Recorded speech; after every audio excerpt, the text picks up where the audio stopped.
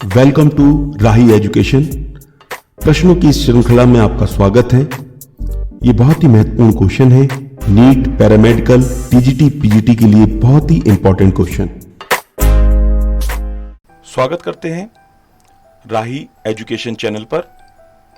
आज का जो हमारा टॉपिक है वो है उत्सर्जन। ये वीडियो पैरामेडिकल, टीजीटी, पीजीटी के लिए बहुत ज्यादा इंपॉर्टेंट है। हम उत्सर्जन से संबंधित इंपॉर्टेंट क्वेश्चन लेकर आए हैं, तो ज्यादा वक्त ना लेते हुए आज की क्लास शुरू करते हैं।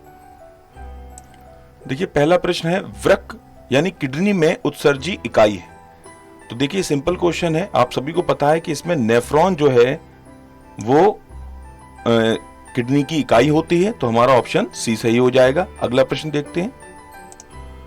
मेलपिगियन कॉर्पसेल्स भाग है, यानी कि मेलपिगियन कॉर्पसेल्स कहां का भाग है? ये इसका ऑप्शन सी सही है, वृक्क का, जहां पर मूत्र बनता है। यानी कि मेलपिगियन कॉर्पसेल्स वृक्क का एक भाग है और ये वहां पर पाया जाता है जहां पर मूत्र बनता है। मैं आपको ऑप्शन नहीं बोल रहा हूं ताकि मैं कम समय में ज्यादा से ज्यादा आपको प्रश्नों की श्रृंखला दे सकूं। अगला प्रश्न देखते हैं। अगला प्रश्न है, वृक्क में जल का पुनः अवशोषण किसके नियंत्रण में होता है?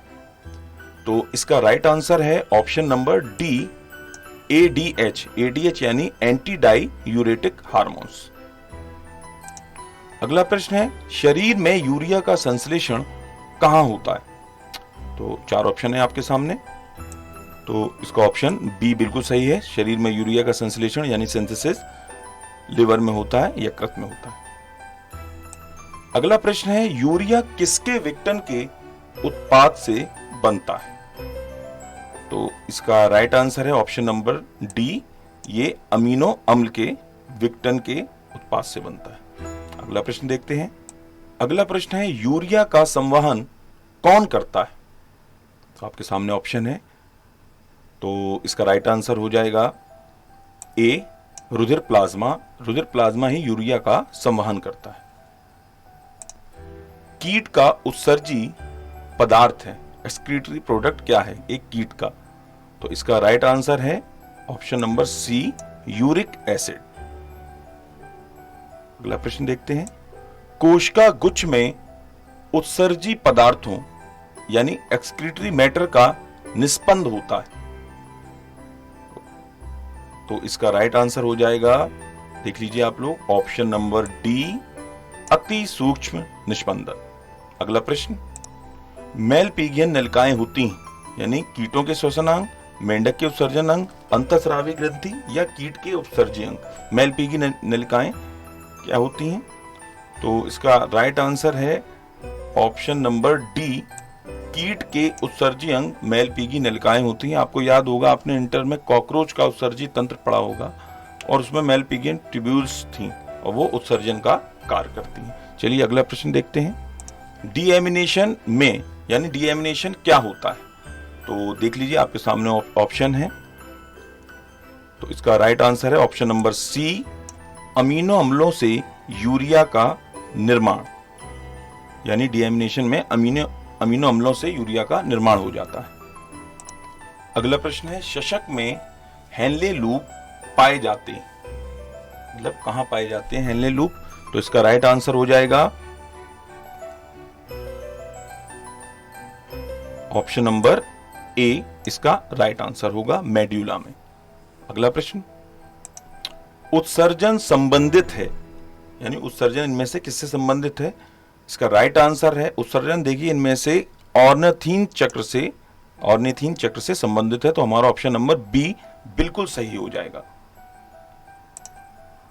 अगला प्रश्न है, मनुष्य तथा स्तनियों में यूरिया का निर्माण होता है, यकृत में, आंत में, तिल्ली में या वृक्कों में?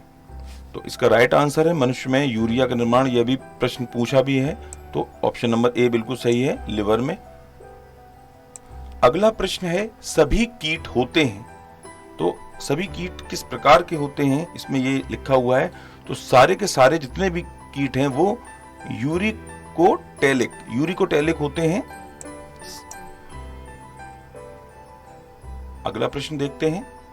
अगला प्रश्न है, यूरिया पर काम करने वाला एंजाइम है, तो यूरिया पर काम करने वाला इनमें से कौन सा एंजाइम है?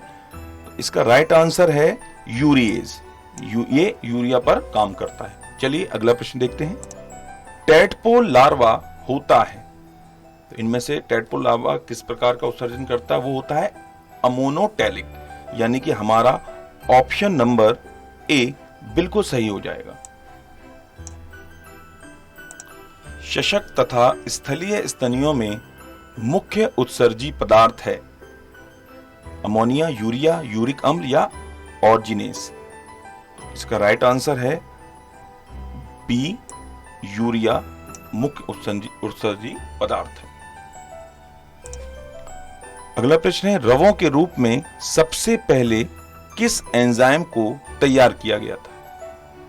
Zymase, urease, lipase, protease. तो इसका राइट आंसर है ऑप्शन नंबर बी, यूरिएज। अगला प्रश्न है, यूरिया की सर्वाधिक मात्रा पाई जाती है, तो option A, B, C, D आपके सामने है।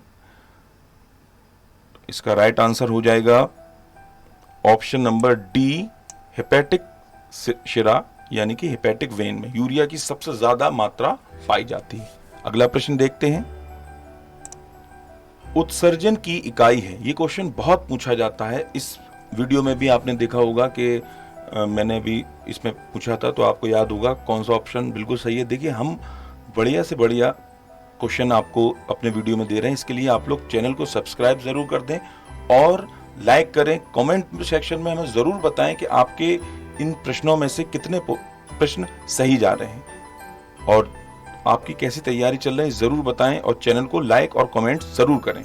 चलिए, इसका ऑप्शन आपको सभी को पता होगा कि ऑप्शन नंबर सी यानी कि नेफ्रॉन बिल्कुल सही है। अगला प्रश्न देखते हैं। किडनी की खराबी के कारण रक्त में यूरिया की मात्रा बढ़ने को क्या कहते हैं? बहुत ही इंपॉर्टेंट क्वेश्चन है, बहुत पूछा जाता है। तो इसका राइट आंसर है ऑप्शन नंबर ए, यूरेमिया। किसी को ये बीमारी हो जाती है तो उसका मतलब ये है कि उसके ब्लड में यूरिया की मात्रा बढ़ गई। मूत्र का पीएच मान कितना है?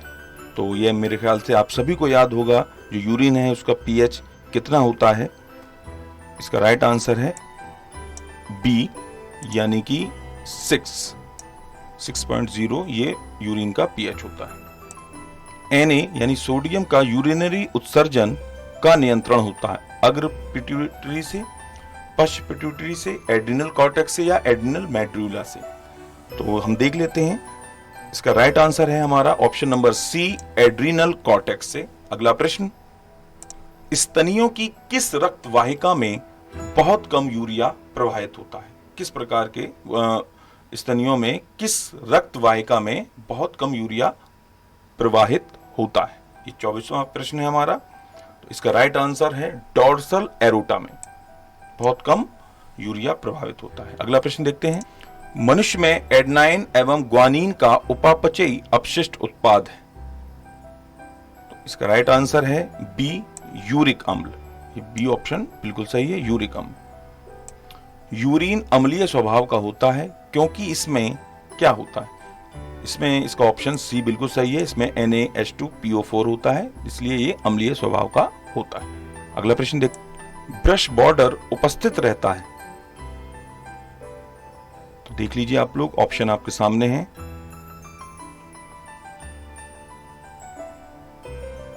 इसका राइट आंसर हो जाएगा option number B, proximal convoluted tubules. आगे बढ़ते हैं। अगला प्रश्न है 28 प्रश्न, डाइयूरेसिस में क्या होता है? मूत्र का आयतन बढ़ जाता है, मूत्र का आयतन घट जाता है, मूत्र गाढ़ा हो जाता है या मूत्र में शर्करा की अतिरिक्त मात्रा हो जाती है? तो इसका राइट आंसर है ऑप्शन नंबर ए, मूत्र का आयतन बढ़ जाता है। अगला प्रश्न है, शशक में यूरिया कहां बनता है?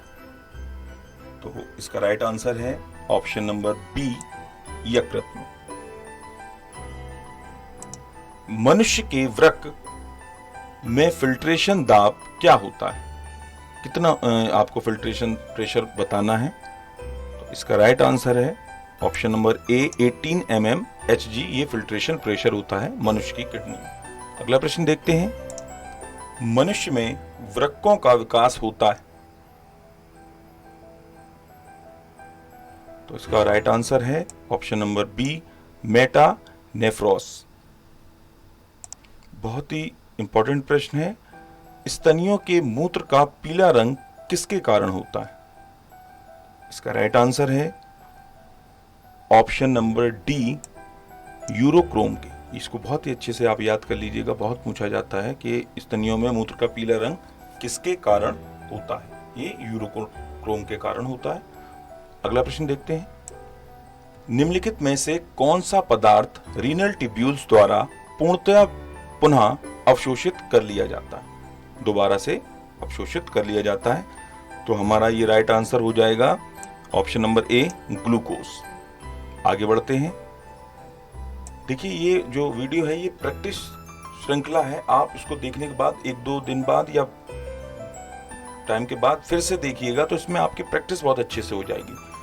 वीडियो को पूरा देखिए और प्रैक्टिस करिए इससे। तो चलिए, अगला प्रश्न है, मनुष्य में क्रिएटाउन और ग्वानिन का उपापचयी उत्सर्जी पदार्थ क्या है? तो इसका राइट आंसर है क्रिएटानाइन। आगे बढ़ते हैं। अगला प्रश्न है, ग्लोमेरुलर एफरेंट एट्रियोल के अंदर हाइड्रोस्टैटिक दाब होता है। कितना हाइड्रोस्टैटिक दाब होता है?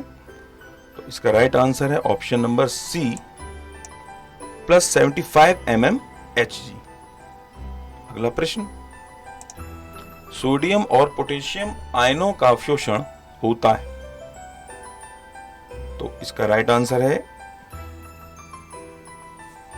बी ऑप्शन, बिल्कुल सही है। डिस्टल कॉन्वोल्यूटेड ट्यूब्यूल में सोडियम आयन और पोटेशियम आयनों का अवशोषण होता है। बहुत ही अच्छा प्रश्न, निम्नलिखित में से कौन सा एंजाइम यूरिया के उत्पादन में सहायक है?